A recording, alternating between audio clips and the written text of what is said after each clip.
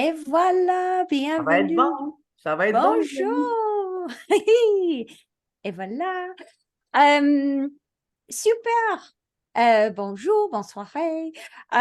Bonjour, je m'appelle Jade et je suis directrice de l'apprentissage pour le magasin d'apprentissage en plein air, Outdoor Learning Store.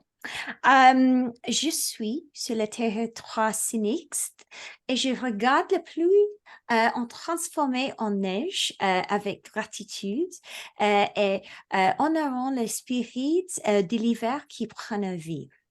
Donc, je suis née en Angleterre. Mais j'ai eu la chance de passer du temps en France lorsque j'étais jeune. Et j'ai donc appris la langue, le bas, et à l'école jusqu'à l'âge de 15 ans. Euh, Malheureusement, je n'ai pas beaucoup d'occasions pour pratiquer en Colombie-Britannique. Euh, c'est pourquoi je suis reconnaissante à Julie Gagnon d'animer cette soirée. Aussi, Nicolas de Take Me Outside est en arrivée plein pour aider avec les questions techniques. Alors, demandez si vous avez besoin d'aide dans le chat. Donc, Julie est l'une des avocates les plus passionnées de l'apprentissage en plein air que j'ai jamais rencontrée. Et c'est grâce à sa passion pour le partage de ressources en français que cette soirée a lieu. Merci d'être ici, Julie. Je vous passe la parole. Merci beaucoup, Jade. Bonsoir tout le monde. Bonjour s'il y a du monde qui sont complètement à l'ouest du Canada. Bonsoir pour la partie de l'Est. Alors, nous sommes sur l'île de la Tortue en Amérique du Nord. L'apprentissage en plein air ou sur le terrain doit respecter les connaissances traditionnelles des populations indigènes qui connaissent et gèrent ces terres depuis des millénaires. Nous vous demandons maintenant si vous possédez des connaissances ou de nous indiquer dans la messagerie, dans le chat, de quel territoire autochtone vous vous joignez avec nous ce soir. Si vous voulez avoir une idée sur quel territoire traditionnel non cédé que vous habitez, Nicolas va mettre un lien dans le chat. Et vous pouvez aller voir exactement dans quel territoire que vous êtes. La reconnaissance des terres n'est que le point de départ de l'établissement d'une relation avec les groupes autochtones, les Premières Nations et les Métis de notre région. Alors, je vais vous laisser un petit peu de temps juste pour aller trouver dans quel territoire que vous vous situez. Pour ceux qui se joignent à nous, bienvenue. Zoom 101, on va donner quelques petites informations. Si vous avez des questions, vous pouvez aller dans la section questions-réponses. Vous pouvez utiliser aussi le chat, la messagerie. Et il va y avoir la présentation de notre invité. Et restez jusqu'à la fin parce qu'il va y avoir des prix de présence. Ça va être vraiment intéressant. Vous allez avoir accès à la fin à l'enregistrement de ce webinaire. Alors, demain ou plus tard dans l'après-midi, vous êtes supposé de recevoir le lien de cette soirée, de ce webinaire. Si vous n'avez rien reçu, peut-être regardez dans vos courriers indésirables parce que parfois, ça peut aller dans cet endroit-là. Alors, tous ceux qui se sont inscrits, qui sont ici ce soir ou qui n'ont peut-être pas pu être ici, l'enregistrement va vous être envoyé d'ici demain lors du dîner. Mais si ce n'est pas là, s'il vous plaît, allez voir dans vos courriers indésirables. Alors, merci beaucoup. On a du monde à peu près à travers tout le Canada, de ce que je peux voir. C'est vraiment intéressant. Alors, on va faire un petit sondage. On aimerait savoir dans quel pays que vous êtes, ou si vous êtes au Canada, dans quelle région, ou si vous êtes à l'extérieur du Canada, à quel endroit que vous êtes. Nous autres, ça nous permet vraiment d'avoir une bonne idée de notre clientèle et dans les prochains mois, si on a d'autres webinaires, ça sera super intéressant. Alors, on vous laisse quelques moments. Et voilà, 5, 4, 3, 2, 1. Fini et partagé. Parfait. OK, on a du nord du Canada, 1%, l'ouest canadien, l'est du Canada, parfait, Canada Atlantique, ouest des États-Unis, Midwest, wow, bonjour, bonjour, nord-est des États-Unis, sud-est des États-Unis. Ouais, c'est intéressant. C'est Excellent, cool. excellent.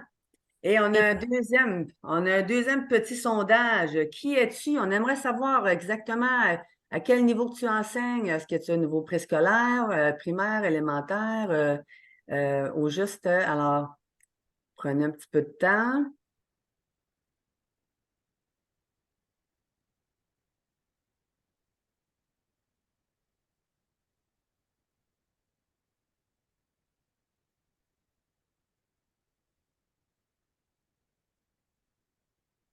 nous avons 127 personnes Oh, ici. 127, c'est bon, c'est bien. Oui, excellent. 5 secondes, 4, 3, 2, 1. Fini et partagé. Wow, bravo, bravo. Merci. Merci beaucoup de votre participation. Ça va vraiment nous aider à planifier les prochains webinaires en français.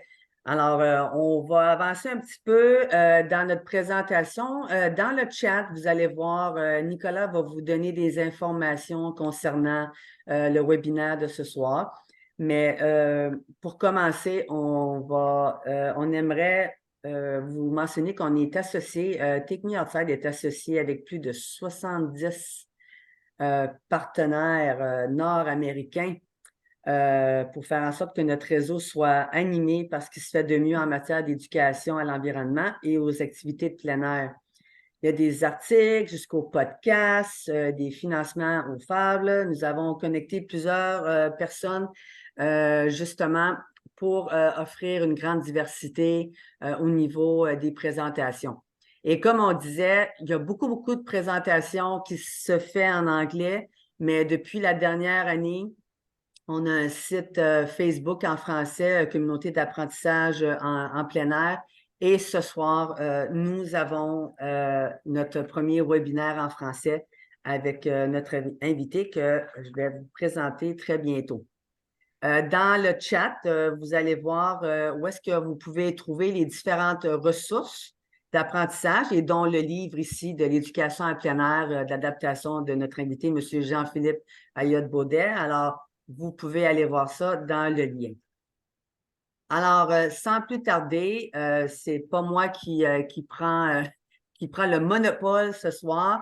J'aimerais laisser la parole à notre invité, M. Jean-Philippe, mais un petit peu avant, M. Jean-Philippe est professeur à la Faculté des sciences de l'éducation et directeur du Centre de recherche sur l'enseignement et l'apprentissage des sciences de l'Université de Sherbrooke.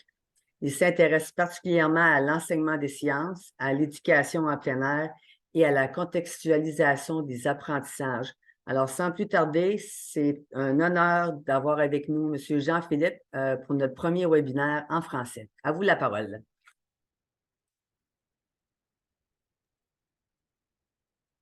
Merci beaucoup. J'active le partage d'écran. Tout va bien? Un moment, s'il vous plaît. Excellent, c'est parfait.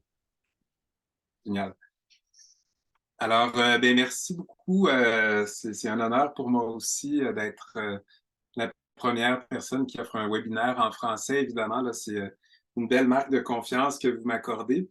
Alors, je suis Jean-Philippe Ayotte-Baudet, professeur à la Faculté d'éducation de l'Université de Sherbrooke, qui est sur le territoire non cédé de la communauté Wabanaki, de la nation Wabanaki. Et je suis professeur, mais aussi titulaire de la toute récente chaire de recherche sur l'éducation en plein air. Donc, c'est une grande fierté pour toute notre équipe, pour toute la communauté, je vous dirais, là, l'éducation en plein air, là, que ce soit les personnes enseignantes, la communauté de recherche, mais toutes les personnes de recherche aussi, parce que cette chaire de recherche-là, financée à 100% par le ministère de l'Éducation donne beaucoup de crédibilité à toutes les personnes dans les milieux de pratique que vous êtes.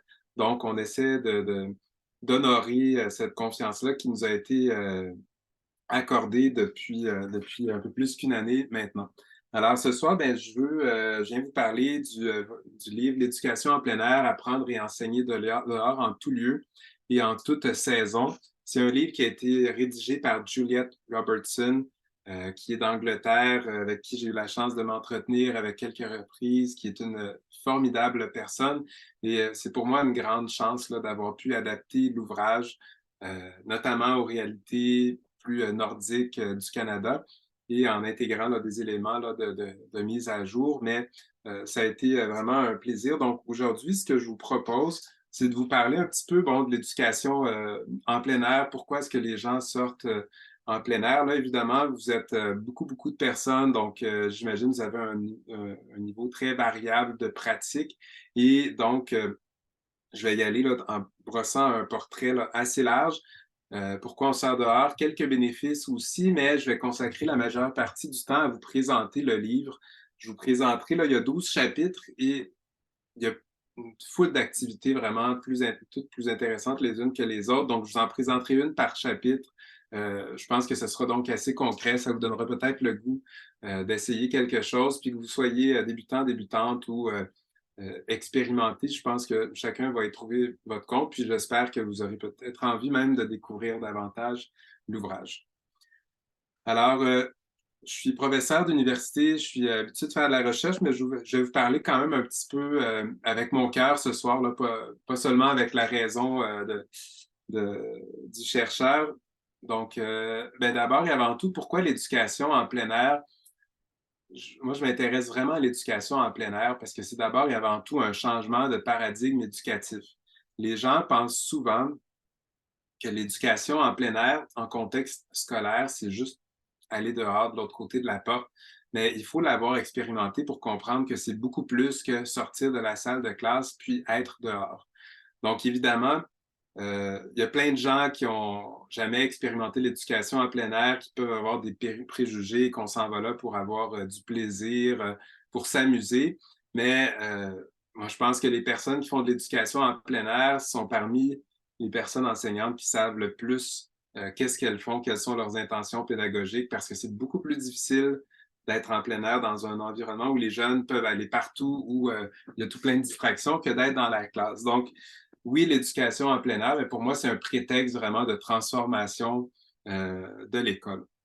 Alors, on parlera ce soir d'éducation en plein air comme une éducation là, vraiment qui se pratique à proximité de l'école. Donc, je n'irai pas dans des définitions, etc., mais on n'est pas dans le plein air d'aventure où il faut aller dans des grands parcs nationaux. C'est le plein air vraiment là, qui peut se faire un peu partout dans la cour d'école. Il n'y a pas personne qui ne peut pas faire l'éducation en plein air dont on va parler ce soir.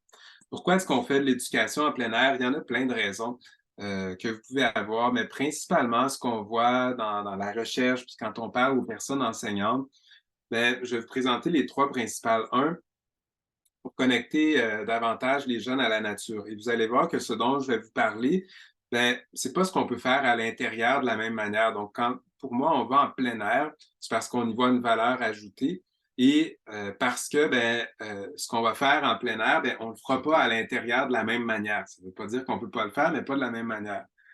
Donc, c'est certain que si on veut connecter les jeunes à la nature, ben, c'est bien beau parler de façon plus théorique. On peut avoir des environnements qu'on va aménager en classe, un aquarium, des plantes, etc.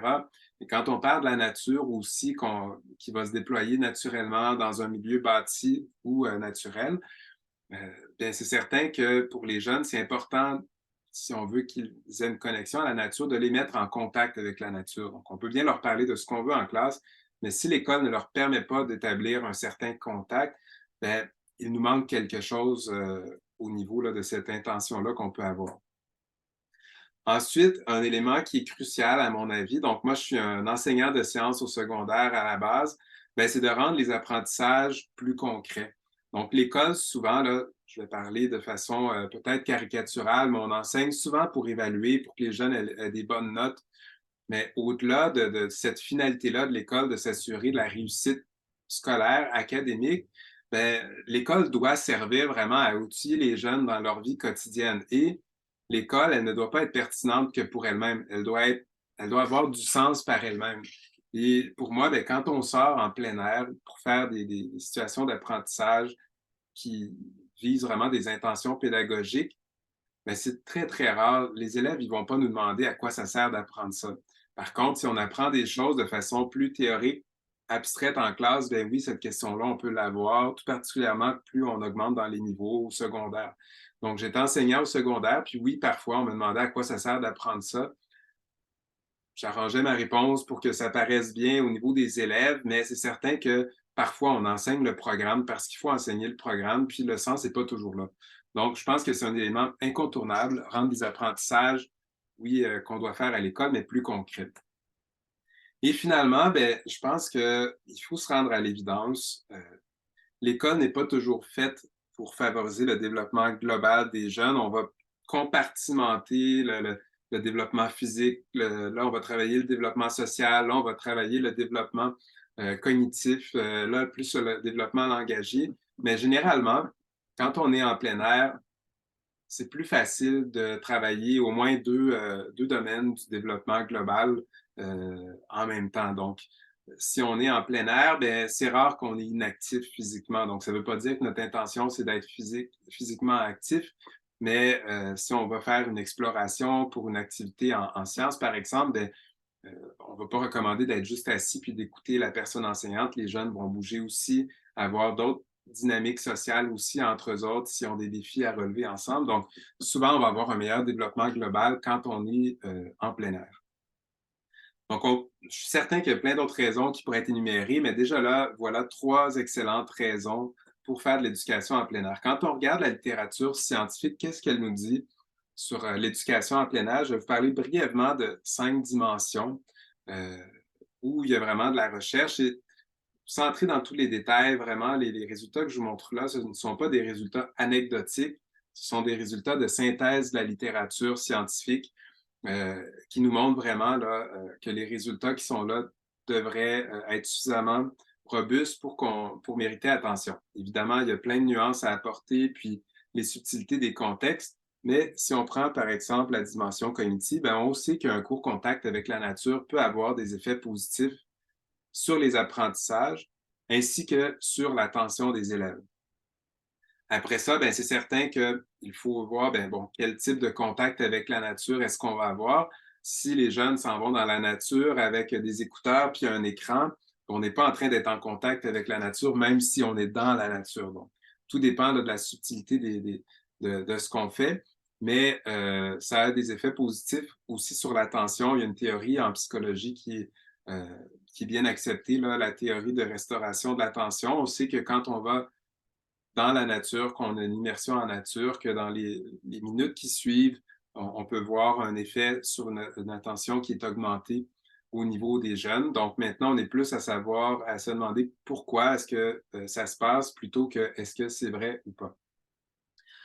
Ensuite, ben, on sait aussi que l'éducation en plein air augmente la capacité à transférer des apprentissages dans la vie quotidienne parce que à l'école, souvent, ben, on aimerait ça enseigner quelque chose dans un contexte, puis que les élèves soient capables de mobiliser ces apprentissages-là dans plein d'autres contextes, tout naturellement. Mais ce que la recherche tend à nous montrer, c'est que transférer ces apprentissages d'une situation à l'autre, ce n'est pas quelque chose qui est inné chez les jeunes. Et les jeunes doivent apprendre à transférer leurs apprentissages d'un contexte à l'autre. Donc, si on est strictement dans un contexte académique pour bien réussir à l'examen, ben, les élèves vont avoir beaucoup plus de difficultés à transférer leurs apprentissages dans des situations hors de l'école. Donc, on a beau apprendre à identifier les parties d'une plante sur un schéma, sur un dessin, ça ne veut pas dire qu'on va faire le lien quand on va arriver dehors par soi-même puis qu'on va voir une plante si on n'a pas fait, si on n'a pas fait ce transfert des apprentissages-là dans un autre contexte. Ensuite, d'un point de vue de la dimension physique, ce qu'on sait aussi, c'est que l'éducation en plein air, globalement, diminue la sédentarité et augmente l'activité physique légère. On l'a vu aussi dans une étude qu'on a faite il y a 2 ans dans notre équipe. Donc, les personnes enseignantes même qui sont titulaires d'une classe ou spécialistes au secondaire qui vont aller enseigner leur discipline. Donc, je ne parle pas des personnes qui enseignent l'éducation physique et la santé, vont avoir des activités qui vont être généralement qui vont être plus actives quand on est dehors. Donc, on le remarque là, donc c'est assez rare que les jeunes soient en position sédentaire quand ils sont en plein air, alors que quand on est à l'intérieur, en classe, c'est une position qui est très fréquente. Être sédentaire, c'est probablement comme la majorité d'entre nous, assis ou dans une position couchée. Déjà, quand on est debout, c'est déjà une meilleure position physique. Et quand on bouge aussi, et ce qu'on sait maintenant, c'est que l'activité physique légère, ça a un effet positif sur le cognitif. Donc, quand on met les élèves en activité physique légère, ben, on peut voir des capacités vraiment qui vont être améliorées au niveau cognitif. Donc, en classe, on n'utilise pratiquement jamais cet avantage-là de l'activité physique légère, alors qu'on sait que c'est reconnu pour favoriser l'apprentissage. Donc, je pense que l'éducation en plein air, parfois, c'est pas magique, ça ne fait pas tout, mais il y a quand même des éléments qui sont issus de la recherche qui sont mieux respectés dans certaines situations éducatives en plein air. Bon, on pourrait parler de plein de choses au niveau du contact physique aussi qui diminue la pression sanguine, qui diminue les risques associés à la myopie. On voit les jeunes la population des jeunes où il y a une augmentation globale de la myopie. Je suis un ancien enseignant de sciences au secondaire, mais j'ai encore bien mes bases là, de sciences. Et l'œil, ben, c'est un muscle qui est volontaire, donc on doit travailler ce muscle-là. Puis, ben, un jeune qui est souvent, je caricature, collé à son écran comme ça, ben, quand les jeunes font trop d'écran, ils ne s'exercent pas assez à regarder au loin. Donc, l'œil se fatigue plus difficilement et l'œil devient plus paresseux, le muscle.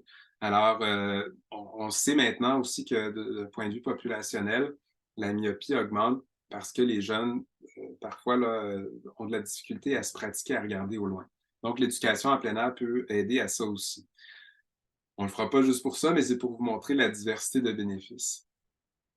D'un point de vue maintenant psychologique, on sait aussi que l'apprentissage au contact de la nature, donc parfois j'utilise l'éducation en plein air, parfois au contact de la nature, qui peut être une approche de l'éducation en plein air, parce que ça dépend là, des synthèses dont je vous fais part de la littérature, mais que ça réduit les symptômes liés à l'anxiété. Donc, puis ça, c'est aussi vrai pour les adultes, donc je vous dis pour les jeunes, mais pour vous aussi. Et le prochain élément également, ben, c'est valable autant pour les personnes enseignantes que les élèves. Donc, le contact avec la nature augmente le bien-être général. Donc, il y a autant des recherches du point de vue des élèves que des personnes enseignantes. On a un étudiant qui est maintenant au doctorat qui s'est intéressé au bien-être enseignant chez les personnes qui font de l'éducation en plein air et c'est ce qu'on a constaté également. Ensuite, j'ai abordé deux dernières dimensions avec vous, là, même si on pourrait aborder beaucoup de choses. Donc, on sait que l'éducation en plein air permet généralement le développement des relations sociales entre les élèves. Les configurations entre les jeunes sont aussi différentes. Si vous enseignez dans une classe et puis que vous allez à l'extérieur avec vos élèves, bien, vous allez probablement remarquer que les dynamiques sociales vont varier. On a aussi parfois des élèves qui vont peut-être être plus dérangeants. Pourquoi? Ben, souvent, il y en a qui ont besoin de plus mobiliser leur énergie et à l'extérieur, ils deviennent des leaders positifs alors qu'on avait peur qu'ils soient peut-être des éléments perturbateurs dans le groupe. Donc, quand on modifie le cadre d'apprentissage puis les paramètres, souvent, ça va aussi brasser les cartes des relations sociales et on va voir des choses se manifester. Il y a de plus en plus de recherches qui s'intéressent aussi au potentiel de l'éducation en plein air pour augmenter l'équité en éducation. Je pourrais vous parler de plein d'éléments, mais c'est certain que un élément incontournable, c'est que ce ne sont pas tous les élèves qui vont à l'extérieur et qui ont le même accès au plein air. Donc, je pense à un élève que j'entendais il n'y a pas si longtemps, un témoignage qui disait, ben pour moi, un élève du secondaire qui disait, pour moi, aller dehors, c'est aller à l'épicerie avec mes parents, puis aller au centre d'achat. Donc, un élève qui habite dans un milieu urbain. Donc, il y a des élèves qui n'ont pas accès au plein air, qui n'ont pas l'habitude d'aller dans des parcs avec leurs parents, qui n'ont pas l'habitude de sortir l'hiver pour plein de raisons. Donc, c'est certain que si vous faites cette connexion-là avec la communauté, avec les jeunes, bien, ça augmente quand même l'équité en éducation. Puis on pourrait aborder là, vraiment plein d'autres choses, mais il y a plein d'angles qu'on pourrait aborder avec l'équité. Et finalement, ben, la dernière dimension que j'aborderai, et non la moindre, au niveau de la dimension éco-citoyenne, ben, le développement d'une connexion émotionnelle avec la nature, euh, c'est un puissant prédicteur du respect de la nature et c'est probablement le prédicteur numéro un. Donc, souvent, on a une approche qui est très problématique avec les élèves. On présente les gros problèmes globaux de la planète, mais ce qu'on se rend compte dans la recherche, c'est que parler des problèmes aux élèves, surtout aux élèves qui sont d'âge préscolaire, primaire, c'est probablement pas la meilleure stratégie si on veut avoir un effet sur eux pour qu'ils apprennent à vouloir respecter la nature puis avoir des comportements de protection de l'environnement. Ce qui est vraiment l'élément le plus déterminant, c'est de les aider à développer une connexion émotionnelle positive avec la nature, d'abord et avant tout. Donc, ce sont des jeunes enfants qui n'ont pas nécessairement à se faire imposer. On dit souvent, ah, vous, ça va être vous, la prochaine génération qui allez devoir régler ces problèmes-là. Oui, mais ils n'ont pas à le savoir tout de suite et ils n'ont pas à porter ce fardeau-là, à mon avis, quand ils sont au préscolaire primaire. L'école a voulu bien faire, mais aujourd'hui, je pense que ce qu'on voit, c'est malheureusement une augmentation marquée de l'éco-anxiété chez les jeunes. Et je pense pas que ce soit juste un phénomène qui soit attribuable à la société, donc tout ce qui se passe en dehors de l'école. Je pense que la manière dont on interagit avec les jeunes a une incidence sur le niveau d'éco-anxiété qu'ils vont potentiellement développer. Donc, je pense qu'il faut être très vigilant. Puis, l'école a vraiment le rôle de développer une connexion positive avec la nature pour, si on veut qu'ils agissent par la suite là, quand ils seront plus grands. Un autre élément important, je pense, à mentionner là-dessus, c'est qu'à cet égard, c'est que c'est certain que c'est très exotique de parler d'espèces qui sont à l'autre bout du monde, mais il faut, à mon avis, que les jeunes minimalement connaissent les espèces à proximité, si on veut qu'ils protègent éventuellement, peut-être pas maintenant, mais ou par eux-mêmes, que ça vienne par eux-mêmes, mais c'est beaucoup plus facile de vouloir prendre action quand on connaît son milieu de vie, qu'on a appris à l'aimer. Donc, de faire des petits projets d'envergure. Donc, parfois, il faut aussi résister à la tentation de l'exotisme de l'abstrait pour les jeunes, puis aussi d'une perte de pouvoir agir parce qu'on est très loin. Et ça, c'est bon, ça fait partie de la culture scolaire actuelle. C'est plein de bonne foi là, de vouloir faire ça, mais il faut être vigilant. Bon, je pourrais aussi vous dire qu'une attitude positive à l'égard de l'environnement peut favoriser l'acquisition de connaissances environnementales. Mais bon, on pourrait en parler longuement, mais je pense que le message le plus important ici, là, c'est vraiment d'être vigilant à cet égard. Alors maintenant, ben, je vais vous parler de l'ouvrage L'éducation en plein air parce que j'espère que ben, vous allez avoir envie de découvrir davantage cet outil-là si vous ne l'avez pas encore découvert. Et donc, je vais vous parler de chacun des chapitres. J'ai choisi une façon là, peut-être atypique là, de vous présenter le livre. Je me suis dit, bon, je vais essayer de cibler une idée qui est présentée dans le livre par chapitre. Donc, si vous regardez là, dans ce livre-là, je ne les ai pas comptés, là, mais je dirais qu'il y a minimalement une centaine d'idées, puis probablement, je dirais là, facilement 150 idées qui sont présentées. Donc, le premier chapitre est consacré aux principes généraux de l'éducation en plein air. Et pourquoi je veux vous présenter ces idées-là? Ben, c'est parce que, bon, normalement, je pense que vous êtes probablement des personnes convaincues, mais si vous hésitez à faire le saut puis faire des activités d'éducation en plein air, je veux quand même vous convaincre sur le fait qu'il y a plein de choses qu'on peut faire en tout milieu, en toute saison. Puis, il ne faut pas voir ça gros. Il faut se donner, à mon avis, un défi réaliste à la fois et ne pas se mettre là, comme objectif là, d'être la personne qui fait vraiment là, le plus d'éducation en plein air si on n'est pas rendu là dans ces pratiques. Donc, il faut y aller vraiment là, de façon progressive, à mon avis. Alors, la première idée d'activité, donc, que je vous présente, connaître ses droits. Ben, parfois, ça peut être intéressant juste de voir, de consulter les lois des différents paliers gouvernementaux, puis de réfléchir à la manière de les utiliser. Parfois, on se dit, ben voyons, comment ça se fait qu'il n'y a pas ça qui est pris comme action, qu'on ne fait pas ça. Donc, juste de se renseigner ça peut être déjà pour vous une bonne approche pour voir comment peut-être vous pourriez vous approprier le plein air de proximité. Puis quand on parle de ces droits ou des lois à différents paliers gouvernementaux, je vais vous inviter de façon transversale à travers tout ce que vous pensez comme idée, vraiment à considérer davantage le niveau municipal.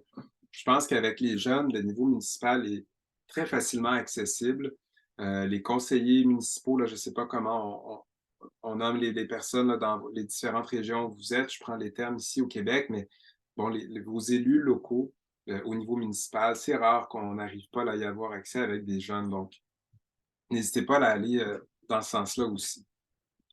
Le chapitre 2, donc, s'intitule Avant de sortir. Vous allez avoir plein de précautions à prendre si vous dites hey, qu'est-ce que je fais? Il me semble que je ne suis pas certain là, qu'est-ce que je devrais faire. Donc, une chose qui est la base, à mon avis, et que les gens ne feront pas assez souvent, ben, c'est d'explorer les alentours. Donc, oui, vous pouvez le faire avec les élèves, mais faites-le par vous-même. Souvent, on va rester dans un bureau puis se dire qu'est-ce que je peux faire, qu'est-ce que je peux faire, qu'est-ce que je peux faire. Sortez juste dehors. Prenez votre marche du midi, vous avez une période libre, ben, allez marcher pendant 40-50 minutes, marchez autour des limites de l'école. Laissez-vous attirer par ce que vous voulez. N'ayez pas d'objectif. Faites juste écouter, écouter les sons. Qu'est-ce qu'on voit? Qu'est-ce que je suis capable de sentir? Donc, ça, c'est quelque chose d'extrêmement important, je pense. Se promener dans les rues du quartier, mais pas dans une optique où on va être productive ou productif. Vraiment, là, être comme un enfant, puis attendre de voir ce qui se passe. À la limite, commencer à s'ennuyer, puis whoop, on a des choses qui vont apparaître qu'on n'a jamais vraiment vues. Alors ça, c'est vraiment, là, je pense, une base. Et après, ben, on peut le faire avec les élèves. Donc, parfois, en classe, on veut beaucoup de contrôle, on veut que tout soit prêt à l'avance, mais on n'est pas obligé. On peut juste aller marcher avec les élèves, puis c'est ça l'objectif aujourd'hui. On va aller prendre un 20 minutes, on va marcher, puis vous dites, ah, j'aimerais ça faire des mathématiques avec les jeunes, mais je ne sais pas quoi faire. Ben, pas de trouble, vous n'avez pas à porter nécessairement tout sur vous. Vous pouvez juste aller faire une marche dans une région autour de l'école et vous dites aux élèves, ben, aujourd'hui, on va faire une balade, puis selon ce que vous êtes en train de voir, que vous soyez en première année ou au niveau secondaire, puis vous dites, ben, là, on va faire un défi, puis l'objectif, c'est de trouver des mathématiques dans le milieu où on va marcher. Et là, les jeunes vont peut-être se mettre à faire des liens, puis plein de liens que vous n'auriez jamais fait vous-même. Et là, qu'est-ce que vous êtes en train de faire? Bien, les jeunes sont en train de transférer leurs apprentissages. Comme je vous disais que c'était important de faire des liens.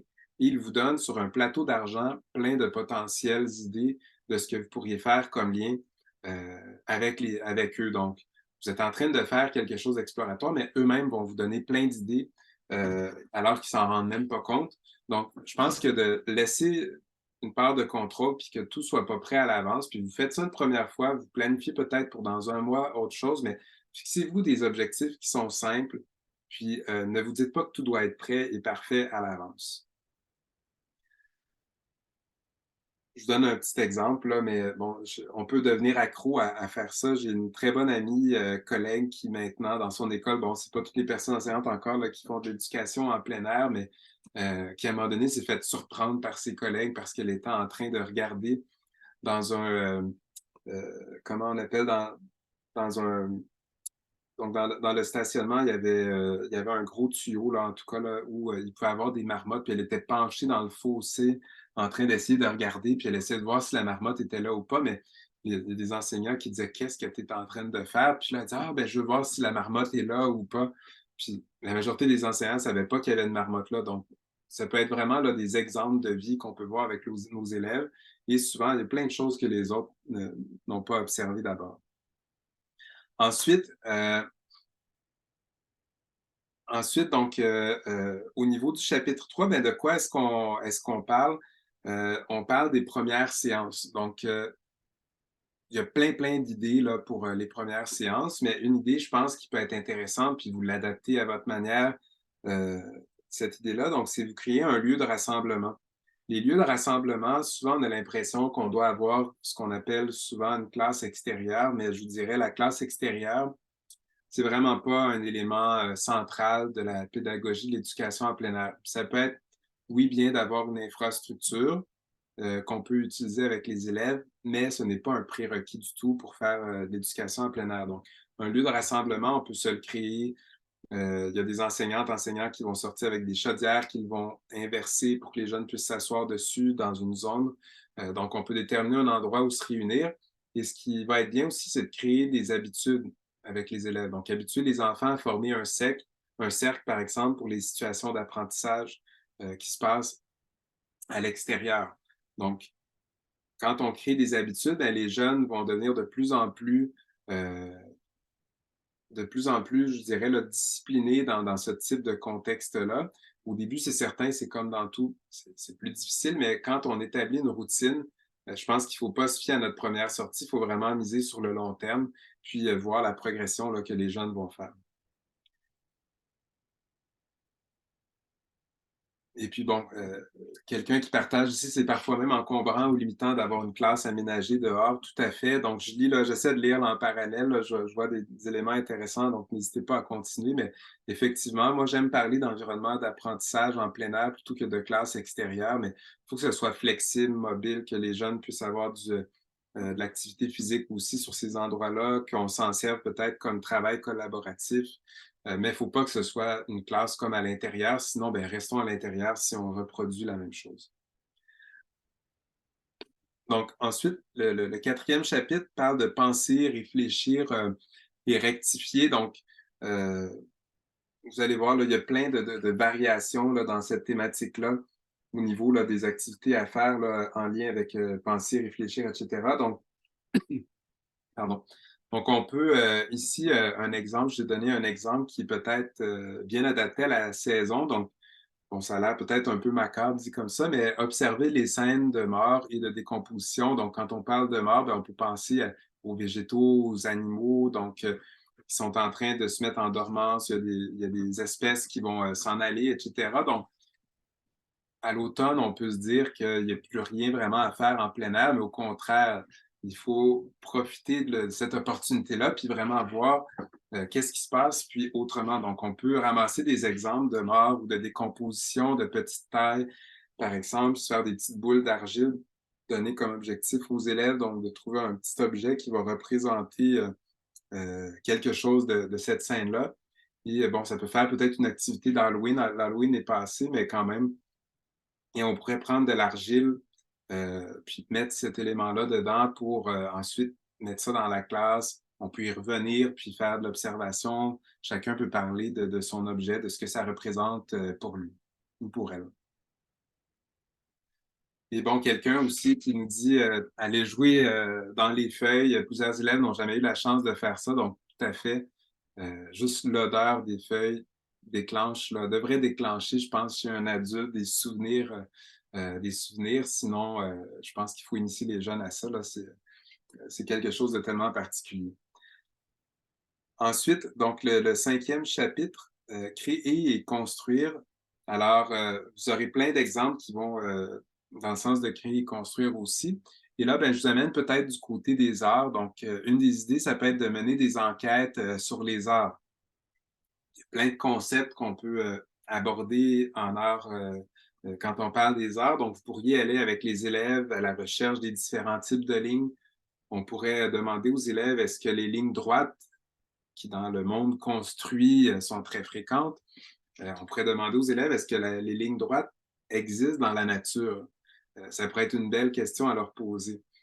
Parfois aussi, dans des projets d'art, on a à intégrer la perspective, qui est quelque chose d'abstrait, de différent. Donc, on peut aller travailler la perspective en plein air. Donc, évidemment, en art, on pourrait donner plein d'exemples. On pourrait parler de land art, également d'art éphémère en toute saison, là, également, là, ça peut se faire.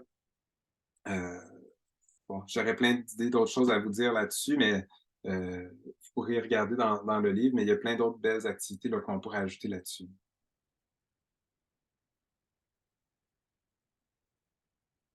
Le sixième chapitre, donc, parle maintenant de l'esprit d'aventure. Donc, un des enjeux souvent de l'éducation en plein air, c'est que les adultes ont peur.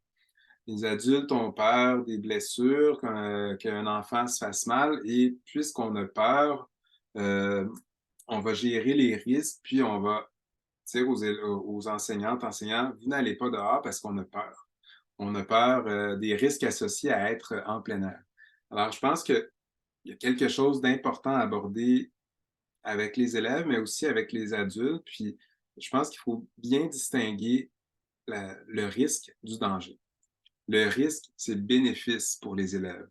Le danger, ce n'est pas souhaitable, mais le risque est important.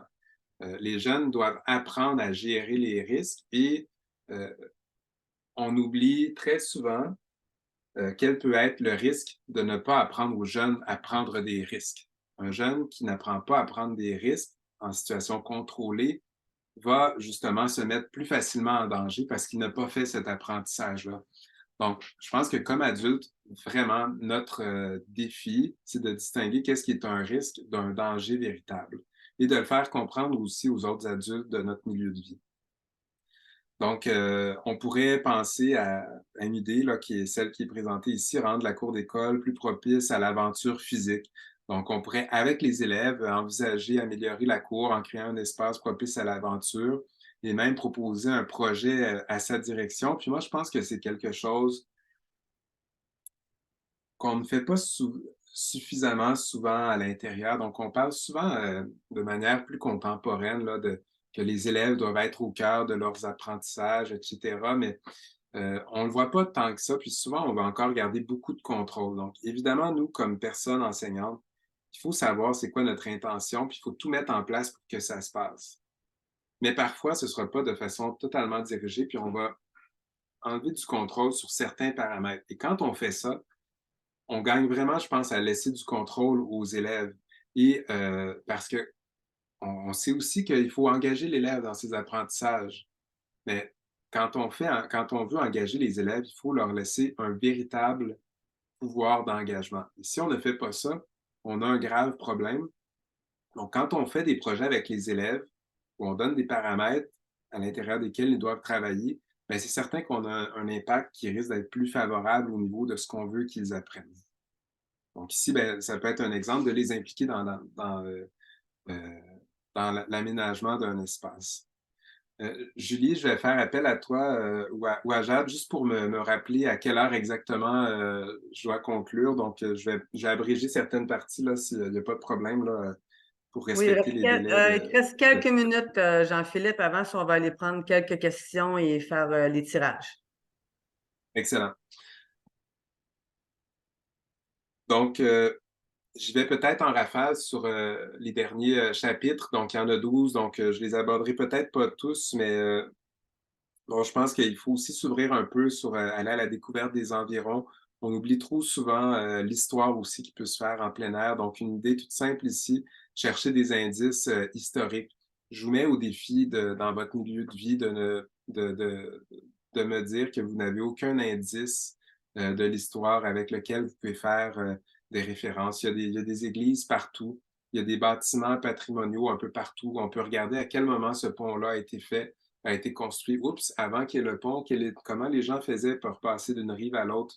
Donc, et puis là, ben, on va se raccrocher à une époque. Évidemment, on n'a pas à apprendre dans le programme souvent pourquoi ce pont-là a été construit, mais on a plein d'indices historiques qui nous permettent d'aller se raccrocher à une époque qui n'est pas si lointaine, évidemment. Là, il faut mesurer là, de ce dont on est en train de parler, mais l'histoire, c'est très abstrait pour les jeunes, mais il y a des moyens de la rendre plus concrète.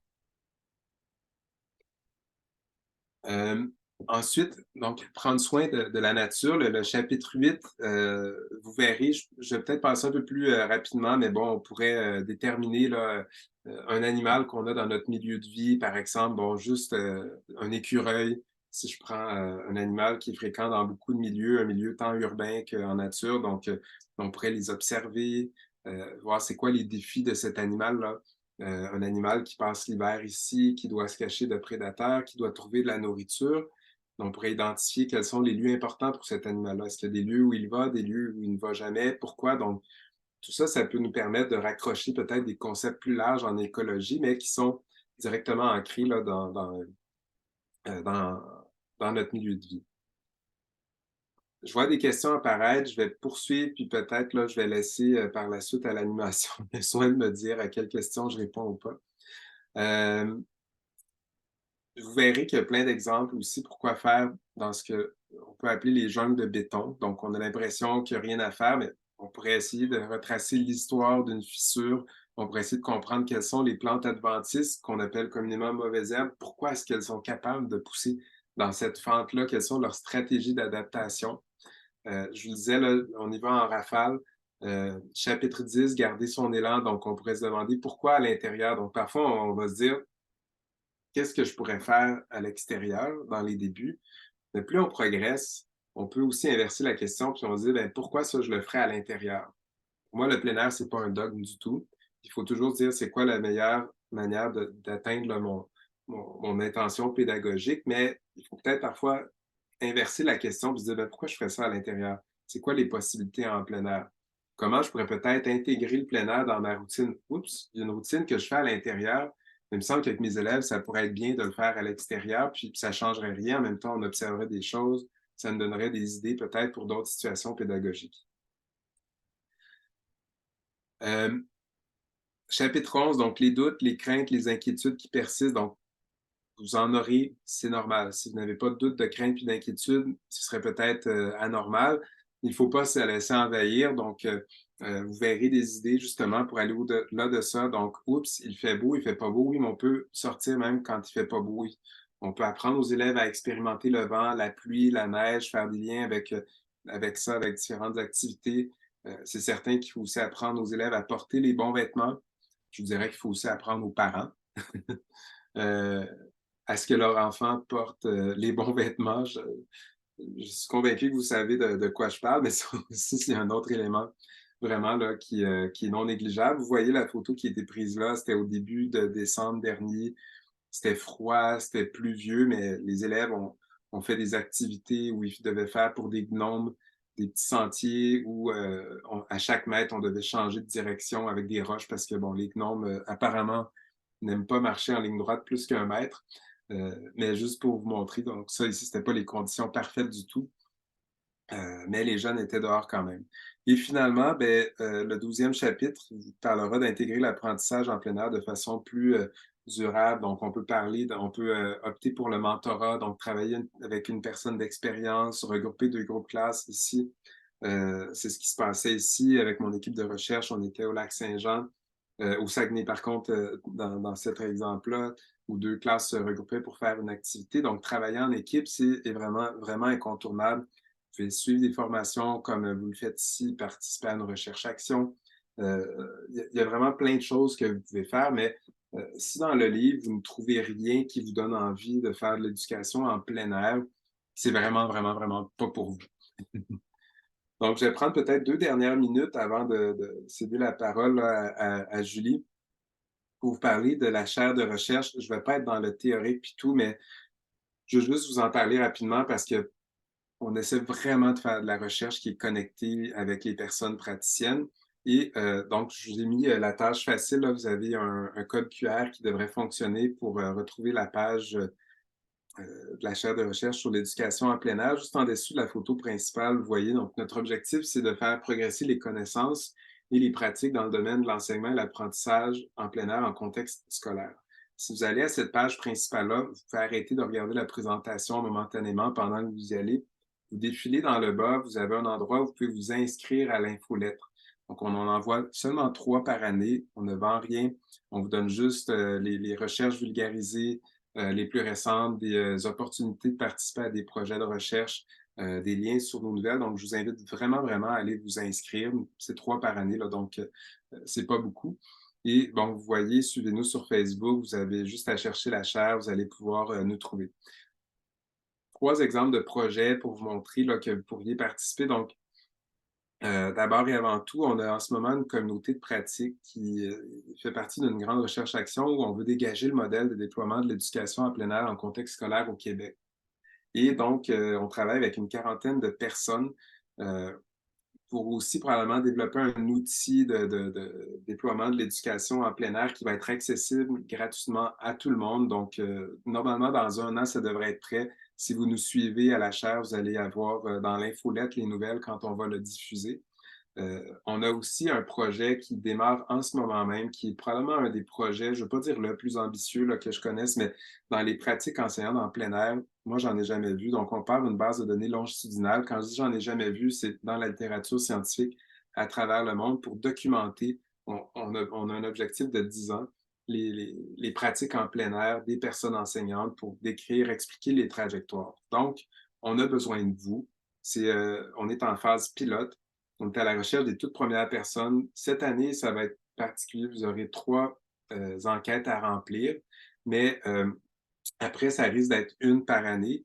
Et chaque personne participante, il y aura vraiment beaucoup de prix avec des partenaires qui vont être attirés. Donc, si vous voulez juste voir si ça pourrait vous intéresser, on a un formulaire que vous pouvez remplir très rapidement, même dès maintenant, qui va vous donner le lien dans quelques jours, quelques semaines. Donc, ça, c'est juste pour manifester votre intérêt, mais je vous invite vivement juste à aller vous inscrire là, puis vous verrez si vous avez envie d'y participer ou pas. Mais vraiment, là, c'est un projet important pour qu'on puisse aider à appuyer les personnes enseignantes puis documenter les pratiques. Et finalement, donc, je vous parlais d'un outil sur les pratiques qui s'en vient, qui va être disponible en français et en anglais, donc l'année prochaine. Donc, plein de raisons, en tout cas, de nous suivre aussi à la chaire parce qu'on fait de la recherche vraiment connectée qui est par, avec et pour les personnes du réseau scolaire.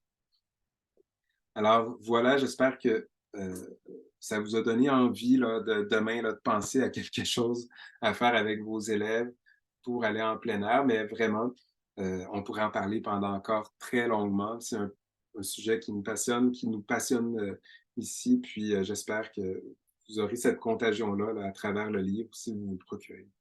Donc, Julie, je te transfère la parole. Merci, Jean-Philippe. C'était vraiment, vraiment intéressant. On va aller voir. On a quelques questions pour toi. Il y a quelqu'un qui a vu, quand tu présentais de faire de l'art dans la forêt, il y a quelqu'un qui demande, est-ce dangereux pour l'arbre de dessiner dessus avec les craies? C'est une excellente question à se poser, puis je vais peut-être répondre de façon plus générale. Dans ce cas-là précis, je vais me la noter, puis je vais vérifier pour ne pas avoir d'enjeu d'éthique avec ce qu'on propose. Mais c'est un des enjeux, je pense, aussi avec l'éducation en plein air. Je vais répondre plus largement, là, mais avec l'éducation en plein air, un des enjeux aussi, c'est de voir quel équilibre on peut trouver d'être en contact avec la nature, mais de ne pas trop nuire à la nature. Donc, à un moment donné, si on ne va jamais dans la nature, on protège peut-être plus, mais en même temps, si on n'y va jamais, peut-être qu'on ne développe pas la nature. Donc, je pense qu'il faut apprendre à avoir des règles puis se poser toujours la question. Donc, c'est une excellente question. J'utilise souvent cette photo-là, cette activité-là, mais on ne l'a jamais posée, donc je vais la vérifier. Un autre exemple en art qu'on peut faire avec l'hiver qui s'en vient, on peut prendre une chaudière, prendre des éléments morts de la nature, et quand il fera sous zéro, on peut mettre les objets, remplir d'eau le fond. On fait geler dehors en mettant une petite corde peut-être en jute, et ça nous fait comme une boule de Noël qu'on peut accrocher à un arbre. Et bon, s'il fait en bas de zéro, ça va fondre, mais si on a quelques journées en bas de zéro, donc ça peut nous faire des décorations juste avec des éléments de la nature. Donc, quand ça fond, il n'y a pas d'impact négatif, là. Donc, ça pourrait être une autre idée d'activité avec le froid qui s'en vient.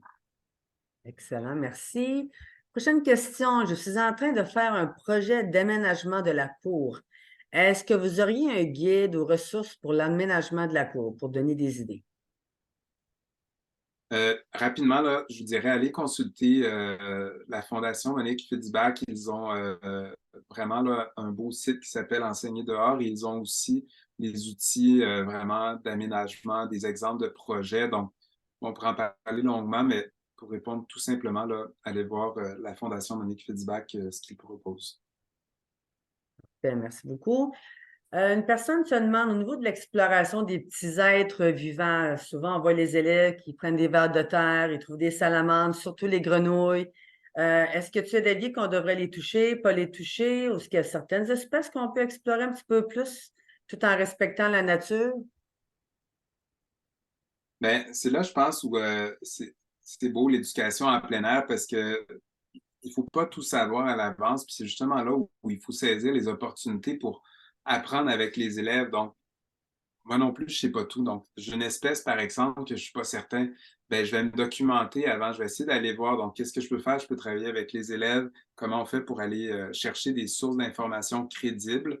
Bon, l'agence Science Presse, il y a plein de belles activités, par exemple, pour voir comment trouver dans les médias ou en ligne des bonnes ressources. Mais je ne donnerai pas une réponse pour chaque espèce, mais bon, un ver de terre, je pense qu'il n'y a pas de problème aussi, mais parfois on arrive une espèce peut-être de couleuvre, ben on n'est pas trop sûr, est-ce qu'on peut la prendre ou pas, une espèce de grenouille. Donc à ce moment-là, il y a plein de moyens aussi d'identifier aujourd'hui, là, des applications qui facilitent la vie des espèces aussi végétales. Donc il ne faut pas se priver, je pense, de s'en servir, puis aller se renseigner, puis après, ben ça nous fait une investigation, un retour en classe, ce qu'on peut faire avec les élèves pour la prochaine fois. Merci beaucoup. Par quel genre d'activité devrait commencer un enseignant ou une personne intéressée à l'enseignement à l'extérieur pour créer un engouement auprès des élèves et de se rendre compte que vraiment c'est simple, c'est pas si compliqué que ça? Ben, moi, je dirais, première sortie, elle est très simple, elle dure 15 minutes. Les élèves savent exactement qu'est-ce qu'ils ont à faire, puis ils n'ont pas vraiment le temps de terminer ce qu'ils ont à faire, ou presque. Donc, comme ça, ils n'ont pas le temps de s'ennuyer, puis, puis de vous embêter. Peut-être, on revient vite à l'intérieur. Puis là, ben, les jeunes, naturellement, c'est très rare. Généralement, là, les jeunes, ils ont envie d'aller dehors plus que d'être en classe. Donc, surtout quand les conditions météorologiques sont favorables. Donc, on va peut-être pas faire une sortie avec des mauvaises conditions météorologiques pour la première fois, mais quand on s'arrange pour avoir les bons paramètres la première fois, les jeunes ont envie de le revivre. Et après, je vous conseille d'en discuter toujours avec vos élèves. Qu'est-ce que vous avez aimé? Qu'est-ce qui est différent, etc. Donc, comme ça, on s'aligne un peu sur leurs besoins, leurs intérêts. Et ça vous permet de voir qu'est-ce qu'ils aiment. Et progressivement, après, bon, on peut intégrer de plus en plus d'éléments là, plus pragmatiques qui ne sera pas juste dans l'excitation des premières fois, mais je pense qu'il faut les embarquer dès le début puis qu'ils vivent une expérience positive la première fois. On peut aller juste lire avec les jeunes dehors. Si la période, on peut se dire, on apporte un livre, on va juste lire dehors, de la position que vous voulez.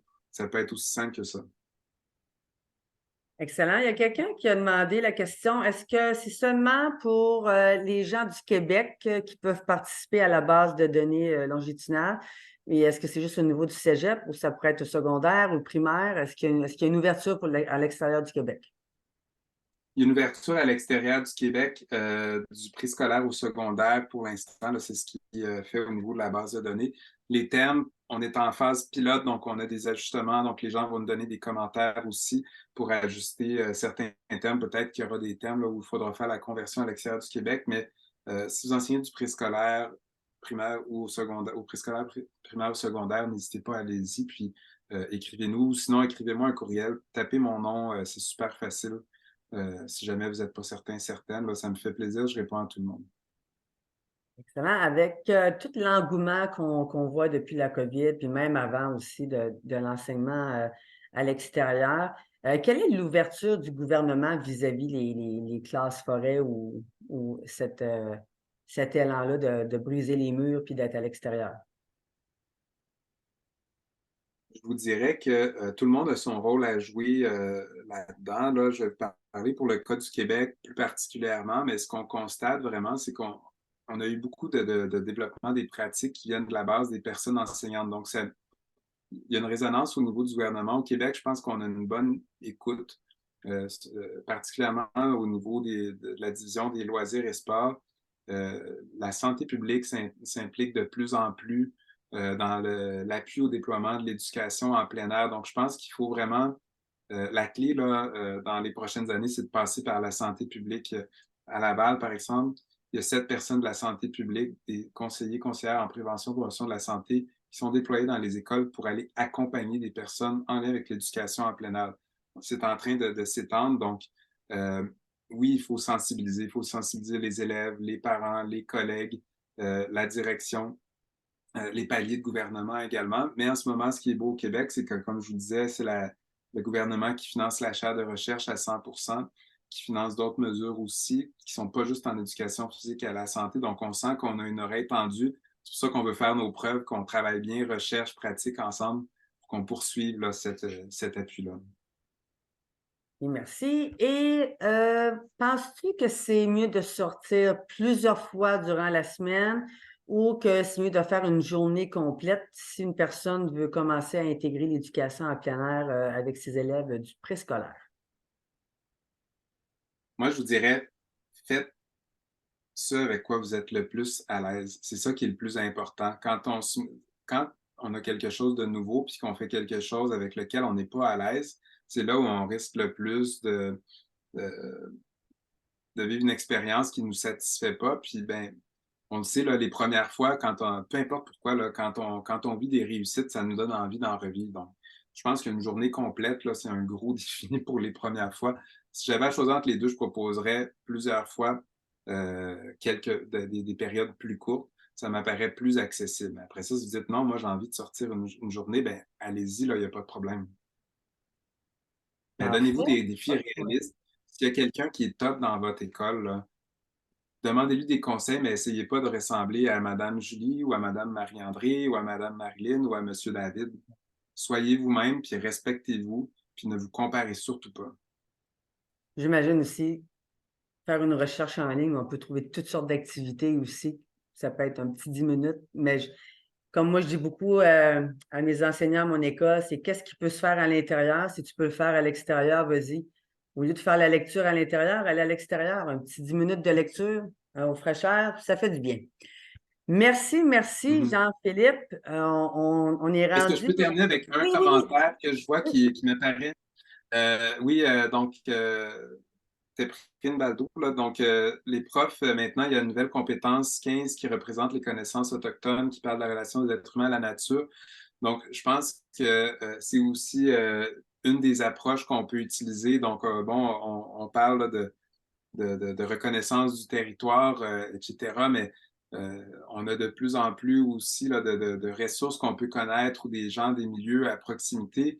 Et je pense que c'est aussi une bonne approche pour essayer de s'intéresser aux premiers peuples. Des fois, on ne sait pas trop comment le faire, mais le territoire, c'est ô combien important pour les premiers peuples. Donc, si vous allez explorer le territoire de proximité, ben, essayez de voir quelles sont les ressources à proximité, quel organisme je peux contacter, est-ce qu'il y a des gens qui pourraient m'aider.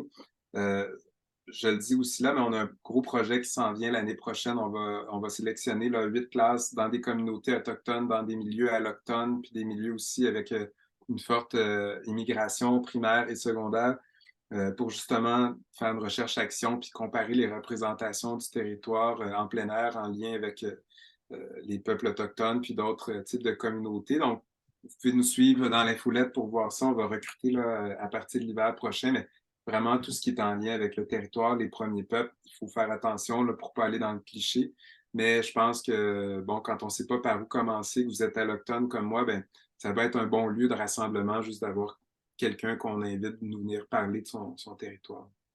Excellent. Merci beaucoup d'avoir ajouté cette partie très, très, très intéressante et très importante aussi. Alors, je te remercie beaucoup, Jean-Philippe, pour ton temps.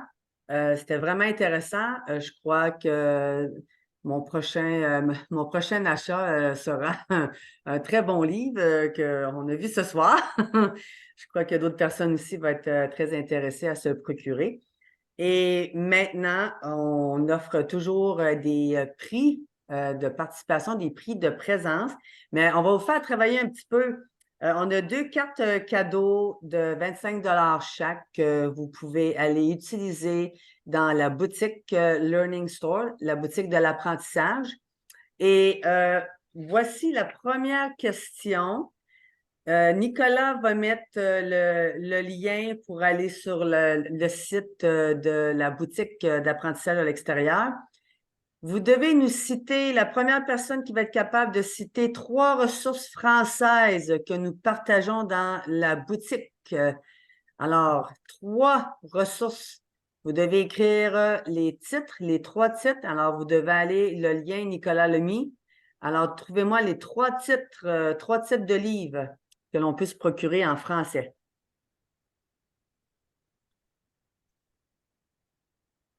Et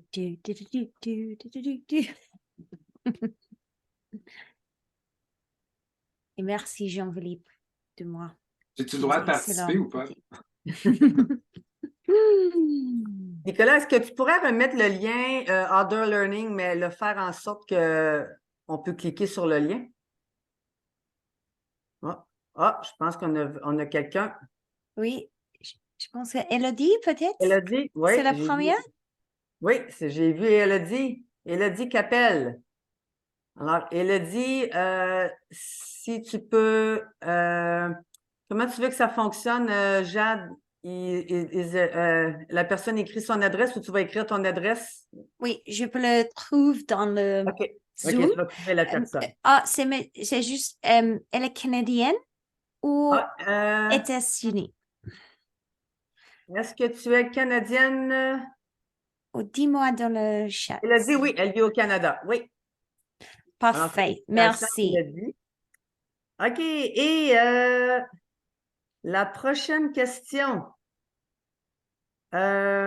Citez une ressource française que nous devrions avoir, mais que nous n'avons pas. Titre et auteur, s'il vous plaît. Donnez-nous une ressource française avec le titre et l'auteur que nous n'avons pas dans la boutique.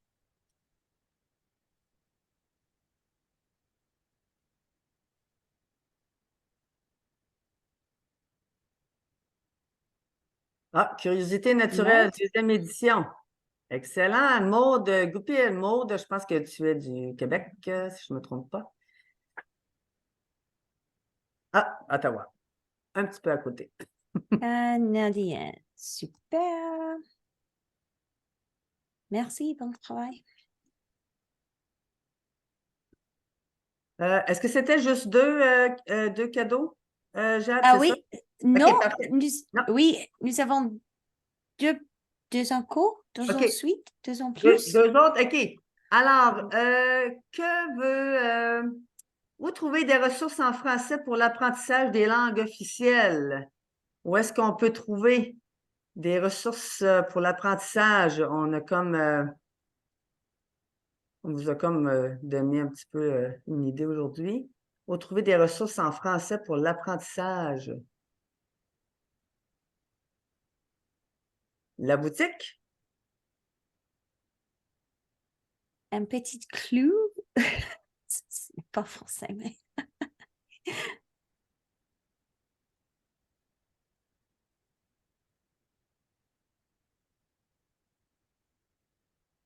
c'est en relation de la. Oh, je pense que Nathalie Plouffe. Nathalie. Oh, attends un petit peu, ça monte vite, hein? Je pense que c'est Nathalie Fecto, je pense. Non? Ah oui, Nathalie Plouffe. Oui, c'est Take Me Outside. C'est là qu'on peut Oui. trouver toutes les informations, toutes les ressources pour l'apprentissage à l'extérieur. Vous pouvez aller à Take Me Outside. Et qui peut me dire quel est le titre du défi d'apprentissage? Quel est le... non, oups, j'ai comme fait une erreur. J'ai comme donné la réponse. Qui peut me dire, OK, la première partie du défi de l'apprentissage, c'est amène-moi dehors pour le défi d'apprentissage parce que quel est le reste du titre? C'est dans le site Take Me Outside que vous pouvez trouver ça. Alors, c'est le défi amène-moi dehors pour le défi d'apprentissage parce que ta ta ta.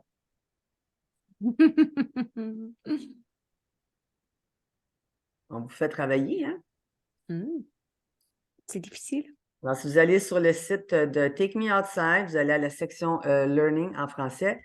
Oui, parce que toutes les salles de classe n'ont pas 4 murs. Anne Michaud, merci, bravo, bravo.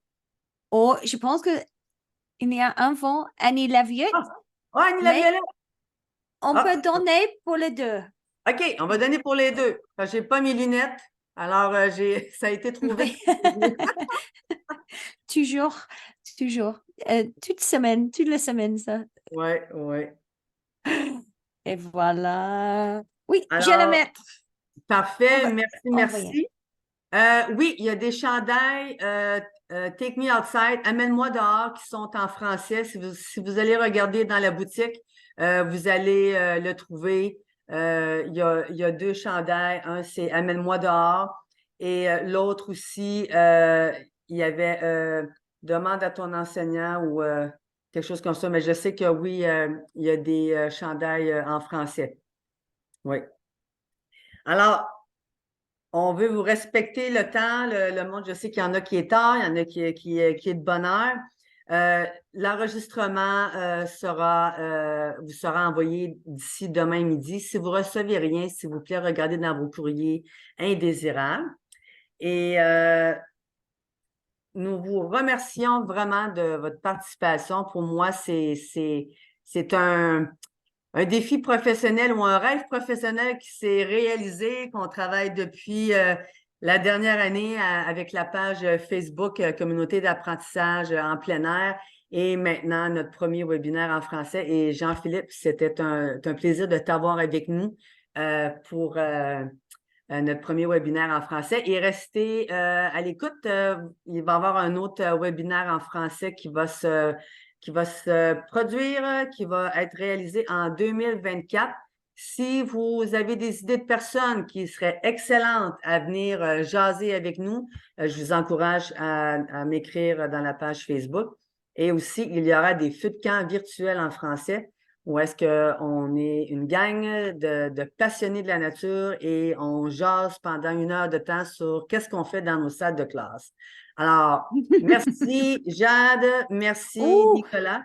Oh, merci à vous. Oh, j'ai oublié. oui. On a... euh, Ah oui, ça c'est celui-là. OK, c'est oui, celui-là au mois de janvier en français. Parfait. c'est un secret pour maintenant. Oui, faut pas le dire. Pas maintenant. Mais, Donc, je vais juste mais, je me permets de rajouter, si vous permettez, donc il y a le site aussi Sciences dehors que j'ai fait pendant Oui, la pandémie avec d'autres personnes enseignantes qui étaient, bon, on ne savait pas quoi faire, donc on a créé ce site-là. Et avec Julie Bolduc-Duval et trois autres personnes, donc on a créé une activité spéciale qui va être diffusée dans les prochains jours, prochaines semaines sur Sciences dehors, qui est sur l'éclipse du 8 avril 2024. Donc, surveillez ça sur Séance dehors, mais j'ai vu Julie, puis ça me fait penser d'en parler là aussi. Donc, excellent. on travaille aussi ensemble. Alors, surveillerez ça sur le site Séance dehors. Mettez le 8 mars, voyons, le 8 avril, pardon, là, à 15h30 environ là, dans votre calendrier, si vous êtes dans la zone au Québec ou ailleurs là, au Canada, là, qui est la bande d'éclipse solaire.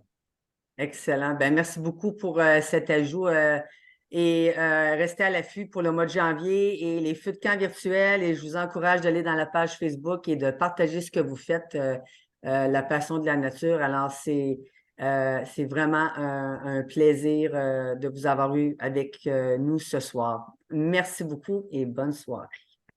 merci à vous, Julie. C'était excellent. Merci. Merci. Et pour le gagner, j'ai le courrier dans le Zoom registration. Donc, je vais envoyer un email après, peut-être demain. Donc, ne t'inquiète pas. La page Facebook, un instant, je vais mettre le lien de la page Facebook Parfait.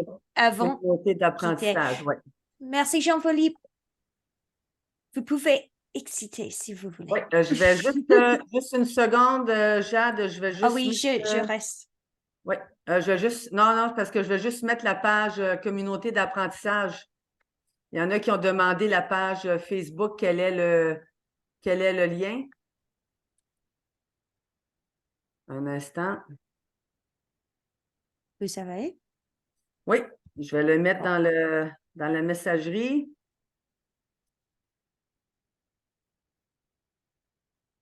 Et voilà, c'est parti, mon kiki.